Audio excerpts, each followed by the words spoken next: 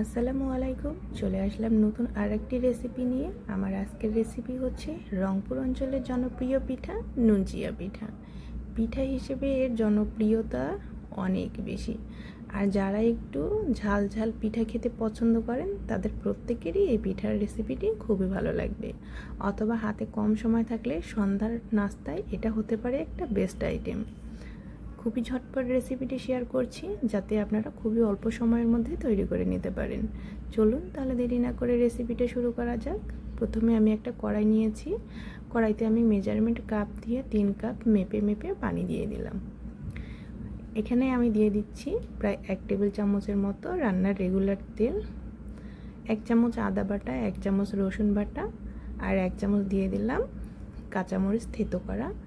এখন দিয়ে দিচ্ছি হাফ টেবিল চামচের মতো হলুদ গুঁড়ো, 1 চিমটি পরিমাণ কালো জিরে দিয়ে সবগুলো উপকরণ ভালো করে মিশিয়ে নিলাম। এখন দিয়ে দিচ্ছি স্বাদ মতো লবণ।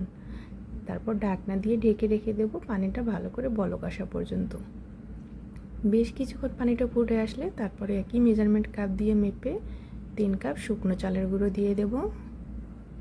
চালের গুঁড়োটা যখন দিয়ে দেওয়া হয়ে যাবে তখন মাঝখান থেকে আটাগুলোকে একটু সরিয়ে দেব আর ঢাকনা দিয়ে ঢেকে রেখে দেব 5 মিনিটের মতো।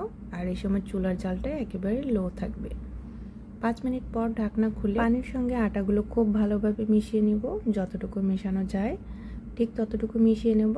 মিশানো হয়ে গেলে একটা বোলের মধ্যে ঢেলে নেব আর কিছুক্ষণের জন্য ঠান্ডা হতে দেব। হালকা গরম থাকা অবস্থায় এখানে উষ্ণ গরম পানি দিয়ে হাত দিয়ে ভালোভাবে একটা আটার ডো তৈরি করে নেব। রুটি বানানোর জন্য আমরা যেরকম ডো তৈরি করে থাকি ঠিক সেরকম করে ডো তৈরি করে নেব। একটা বড় ডো তৈরি করা হয়ে গিয়েছে। এখন এই বড় ডো থেকে আমরা ছোট ছোট 4টা লেচি কেটে নেব। লেচিগুলো একটু মোটা হবে, এরকম একটু মোটা মোটা করেই আমরা লেচিগুলো কেটে নেব।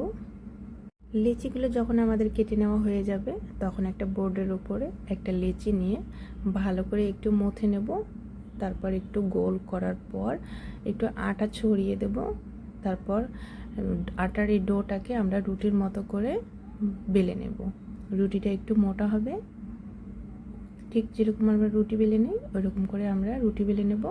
আর এটা একটু বড় ধরনের রুটি হবে, একটু সাইজে বড় হবে। তারপর এরকম একটা ঢাকনা দিয়ে মানে কোনো একটা কৌটার ঢাকনা দিয়ে আমরা পিঠাগুলোকে এরকম গোল করে কেটে নেব।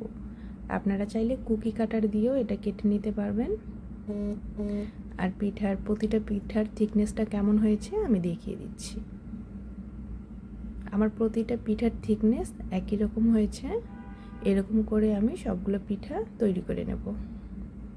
তারপর চুলায় আমি একটা কড়াইতে তেল গরম করতে দিয়েছি। তেলটা যখন গরম হয়ে আসবে তখন আমি পিঠাগুলো দিয়ে দেব। অবশ্যই খেয়াল রাখবেন একেবারে গাদা গাদা করে পিঠা দেবেন না। যতটুকু পিঠা দেওয়া সম্ভব বা যে কয়টা পিঠা দেওয়া সম্ভব সে কয়টাই পিঠা দেবেন। এখানে আমার 5টা মতো পিঠা ধরার জায়গা আছে, এজন্য আমি 5টা পিঠা দিয়েছি। আর পিঠাগুলো দেওয়ার পর প্রতিটা পাশ 30 থেকে 40 সেকেন্ডের মতো ভেজে নিলেই তৈরি হয়ে যাবে মজাদার নুনচিয়া পিঠা বা ঝাল পিঠা। পিঠাগুলো যখন 2 পাশ ভেজে নেওয়া হয়ে যাবে তখন আমি পিঠাগুলো তুলে নেব। আর আরেক পাশ থেকে আমি আবারও পিঠা দিয়ে দিচ্ছি ভেজে নেওয়ার জন্য। এরকম করে আমি সবগুলো পিঠাই তৈরি করে নেব। আর পিঠাগুলো কত ঝটপট তৈরি করা হয়ে যাচ্ছে আপনারা দেখে বুঝতে পারছেন। কোনো ঝামেলা নেই, খুবই ঝটপট তৈরি করে নেওয়া যায়। আপনারা চাইলে সন্ধ্যার নাস্তায় এই পিঠাগুলো বানিয়ে খেতে পারেন। খুব অল্প সময়ের মধ্যে পিঠাগুলো তৈরি করে নেওয়া যায়। আর আমি আপনাদেরকে একটা পিঠা ভেঙে দেখাচ্ছি যে পিঠাগুলো কত সফট হয়েছে।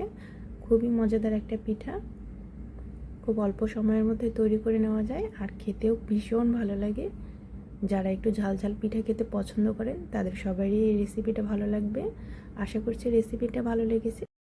রেসিপিটা ভালো লাগলে লাইক, কমেন্টস, শেয়ার করতে ভুলবেন না। আর আমার চ্যানেলটা সাবস্ক্রাইব করে আমার পাশেই থাকবেন। আল্লাহ হাফেজ।